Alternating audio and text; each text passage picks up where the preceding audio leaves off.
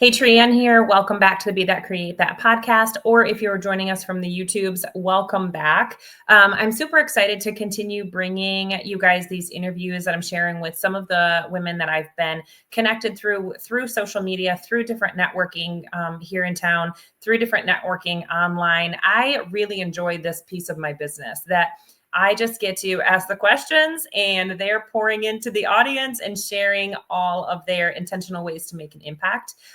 Today I have Megan on. I'm going to bring her from backstage. And welcome. Hello. Thank you so much for having me. Yeah, so Megan and I got the chance to chat for just a few minutes before we started our recording. And it's so funny because as we start to do some of that kind of get to know you and chit chat in the beginning, I'm always like, darn it, I should have hit record just a tad bit earlier because some of that conversation is just so great to have. So Megan, why don't you go ahead and introduce yourself to our community, what it is that you do, and maybe a little bit of the journey on how you got there. Yeah, absolutely. So I am a direct response copywriter and strategist. I have a track record of sold out launches. I typically help purpose-driven coaches, speakers, service providers really articulate their brilliance and just kind of translate, say the things you always wanted to say, but never knew how, or it wasn't coming out right, and really translate what's on your heart in a way that is professional and yet still personality packed, still feels like you. So you can really shine as the leader that you are and are meant to be and are continually becoming. And part of the way I do that is through my 3M roadmap method, which I think we'll talk about a little bit later. I actually started, I did 10 years in the classroom as a high school teacher. I have a master's in education. I got a Stanford University teaching award as a result of all of that. And I was like, you guys, if I can make physics be like interesting to teenagers, if I can persuade them that is interesting, then like I can do this. So I love that season of life, but love that I am now 6 years into copywriting, gotten a ton of results for, high level entrepreneurs, business owners, service providers. And really, I think it's because my approach combines marketing strategy, buyer psychology, and the industry expertise as well to create these aligned and data-driven strategies that really increase the conversions so that you, the client, the person I'm working with, can stay in your zone of genius and serve more of your dream clients, like doing the actual thing that you love.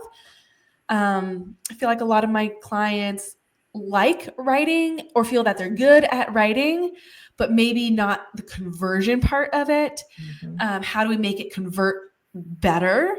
And then also just like, being pulled in so many different directions, how do you really focus on what you are best at? And even if you enjoy writing, sometimes that, something's got to give. And when you can find someone you can trust to truly take on your voice, I have this weird like chameleon ability to just to sound like you, in words and writing. And it is so much fun. It feels like an actress taking on a role. You can't tell that it's the actress and not, the actual character, right? Mm-hmm. And I feel like I'm the copywriting version of that. You can't tell, if it's me or you writing it once we put it out there. So. And I love that you bring that up because I know when I first started my business in 2018, some of the copywriting for the marketing piece of it is the hardest part for me because sure. I love the teaching. I enjoy the teaching. You put me in a room with people and I can, have interacting conversations all day long. And every conversation I really think is a chance to either make an impact or really help someone believe in themselves to make the change they need to make. Yes. And that's difficult for some of us to do who are more of that like throat chakra, like I can comment, talk, have a conversation, teach, whatever, just give a topic that I have an opportunity to look through. But when it comes to writing it and getting the bullet points, struggle, bust. And it can get so defeating is a word for it. But also I have had times where it has stopped me in my tracks from doing a launch. Yes. Right. And it's like that's going to be the thing that stops you, but it totally does, because I think it's so different when you're writing for yourself and you're so close to it. And it's so emotional for you because it matters a lot to you, because this is your mission. Like, this is your life's purpose for like many people. And it matters so much and so deeply to you that it's hard to really express it, because it is super vulnerable. Mm-hmm. And I feel like I am a translator, so to speak. Like, I'm not dumbing it down, but I'm translating really what's on your heart so people can understand the heart behind what you do, why you do it. Because when you have people on board with your mission, like, then you're unstoppable. Mm-hmm. And I think beyond like writing email sequences, websites, sales pages, all those technical things, like, I really help people find their voice or amplify their voice to create a movement. Yes. And that's what you need, because as soon as people start to get those first couple action steps, then they're like, they've got this confidence about them, and they're, oh my gosh, I've already done this, so I'm so ready to do what's next. Tell me what's next. And I feel a little bit more amped to do that. So going from education into working for yourself, I mean, that's self-leadership, right there. So how did you, first of all, make the decision to do that? I'm sure it was a tad bit scary at the beginning, but how did you kind of get through some of that fear or worry about taking that on? Yeah. So writing was always my thing growing up. And then in college, I just took like a hard right turn and got into physics. And I remember my family like laughing at me because like, science has never been your thing, like, but I was just really like, I wanted like hard answers to like how things work. And at that time, I felt like science was the way to get answers. And I think it is one of the ways. And I'm so grateful for the journey that it took me on. I met my husband through our master's in education, and I loved like the students that I've worked with still hold so dearly in my heart. Like, I just really had a blast as a teacher. And so I don't really resonate with like, I don't know, so many teachers being burned out. And I got out before COVID, had no idea it was coming, but got out right before COVID. And my last year of teaching, or what ended up being my last year of teaching, I just did this on the side, just to kind of see where it would go. I, hoped that maybe I could turn it into a full-time thing, but I wasn't sure. And so I just side hustled it in the margins of my day. And then I thought, okay, if I can do this in just like a couple hours a week, or just in the margins of my day, then like, what if I could really, grow this into something bigger? I really felt called into doing this because I'm not a risk taker. Like, people who know me, that is not what they would say about me at all. But it really felt like a deeper calling of like where I couldn't say no. And I knew I had big goals that being a teacher, I just wouldn't ever be able to reach. The answer would be no if I stayed as a teacher. And if I went into this entrepreneurship route, there's no guarantee, right? But at least I had a chance to reach these goals that I really wanted to reach. And I'm ambitious, and I trusted myself. I know I'm smart and capable, and I can figure things out. And that's part of the thing that frustrated me about teaching, is because, like, the pay scale is not merit-based at all. And I see teachers who have been in it for years and years and years, decades and decades, and they get paid more, even though they're just kind of like going through the motions because they've been there longer, even though they're not actually like making a difference or care as deeply.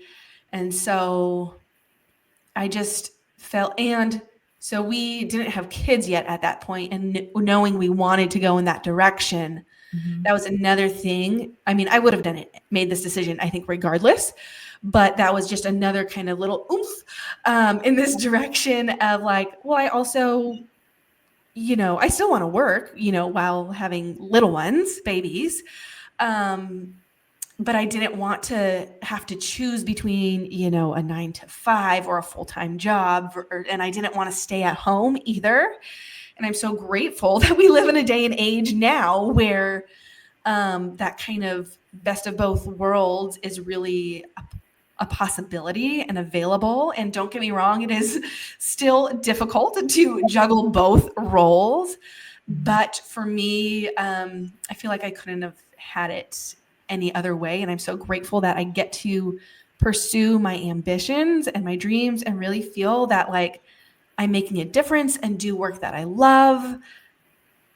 While feeling fulfilled and like, this is what I feel really called to do too.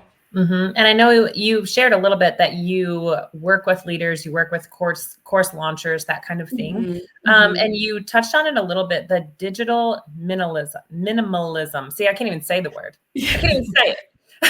Got your tongue. So share with us where, where did you kind of come up with that, and how does that kind of fit into what it is that you're trying to do also? Yes. So it's ironic because all of my work, is online, which the convenience of being remote is, of course, fantastic.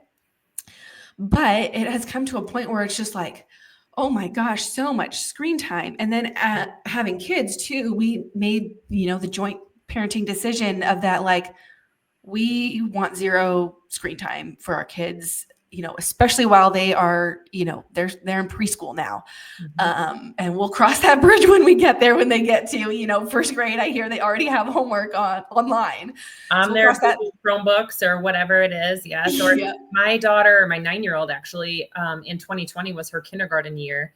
And we were homeschooling through the school courses and curriculum with her Chromebook, with like the digital lessons that her teacher had sent. So she had to do these certain ones.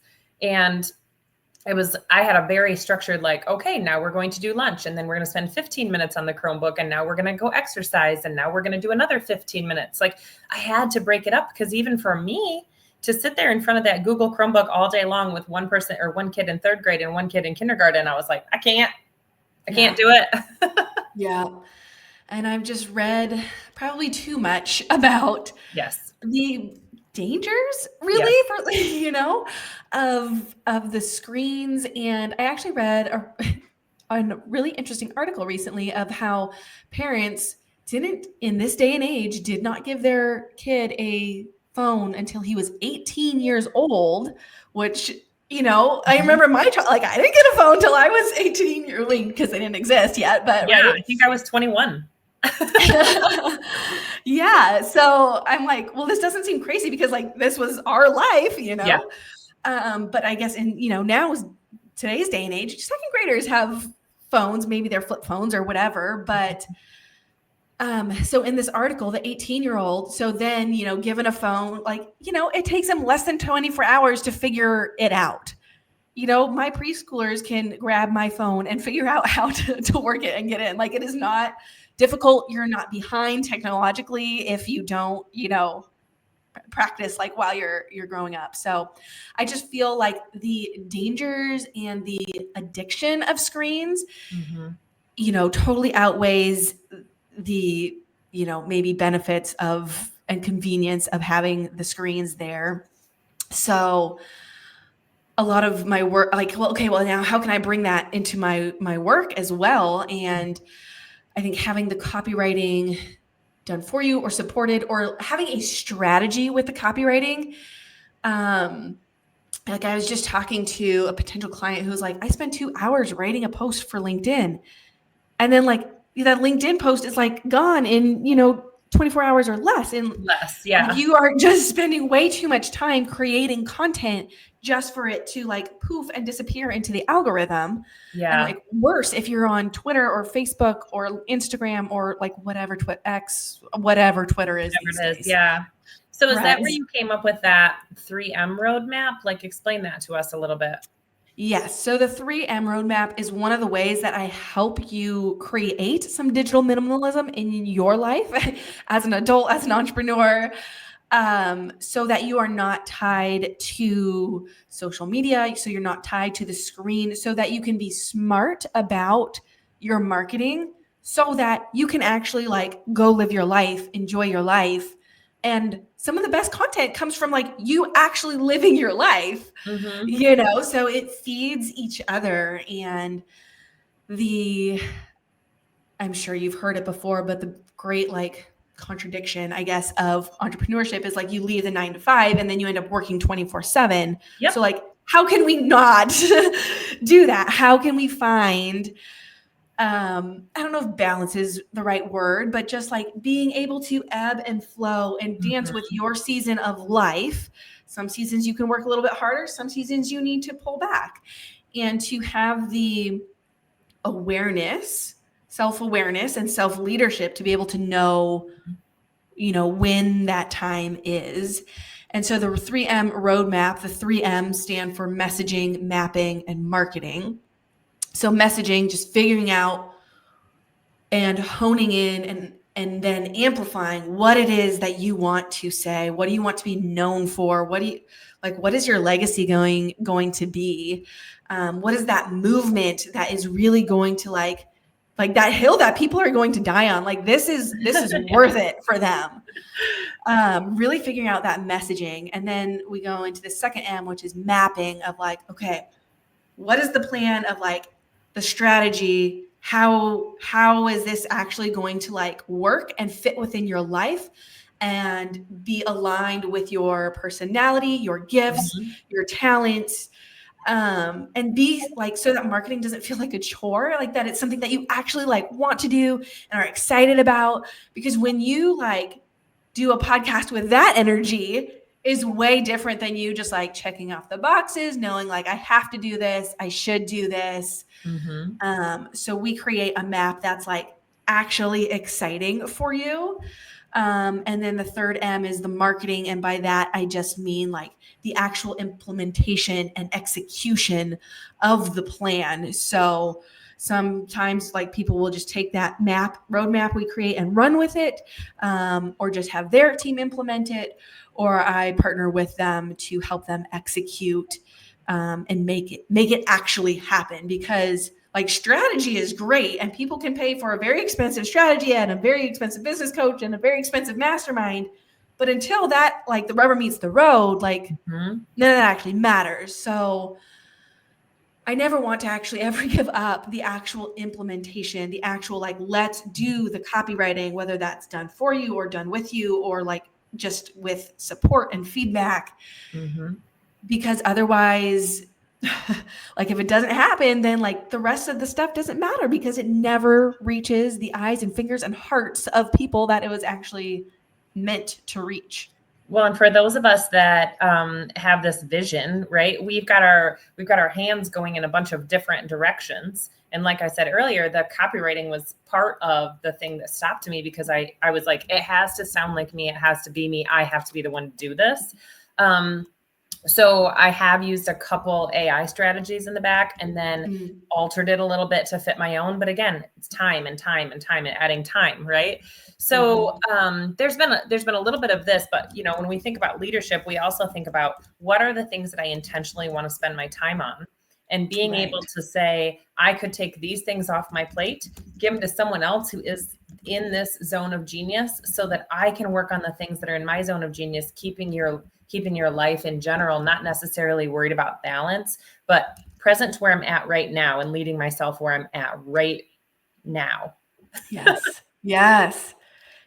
And I think it's so easy to lose sight of that when we get so caught up, like, because we're ambitious, as entrepreneurs, but yeah, coming back to that center point and really letting that guide you is so important. Because like there's the analogy. So when I was a physics major back in college, my emphasis was on astronomy. So I studied like how stars are born, which is pretty cool, actually. That's amazing. And I remember like going up to the mountain, going up to the telescope, and it's like we point the telescope at the star we're studying, but if you just like go half a cent, like even just a millimeter over with the telescope, when you're that far away, like those two stars could be like light years away from each other. Wow. Yeah. Right.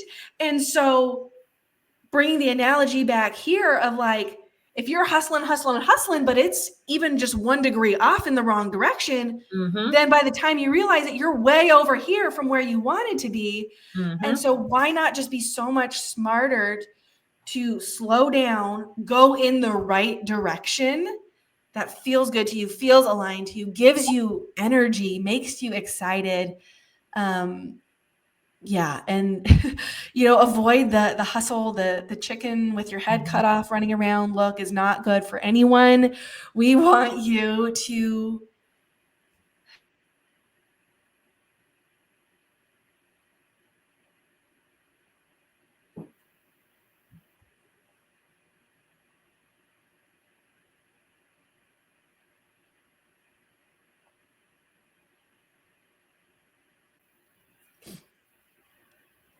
Okay. So we want you to be at peace as a leader. We want you to be unhurried as a leader so that you can really be poised and confident and sure as you are leading, the people who are under your care. And part of that is, finding someone you can trust with your voice, which is so important, for it to be you. But the thought, it has to be me to be in my voice, is typically the thing that is holding you back. Yeah. I feel called out right now. In so much love. Yes. Doing it with love, but yes. So I love some of these things that you're sharing. And then obviously people are going to want to know more of what you have going on. So where's the best place for them to catch you? And we'll make sure we get that in the show notes as well. Yes. So the best way to connect with me is actually through email. And you can also find me on the Copywriting for Coaches podcast. Tune in over there and you can find all my links over there as well.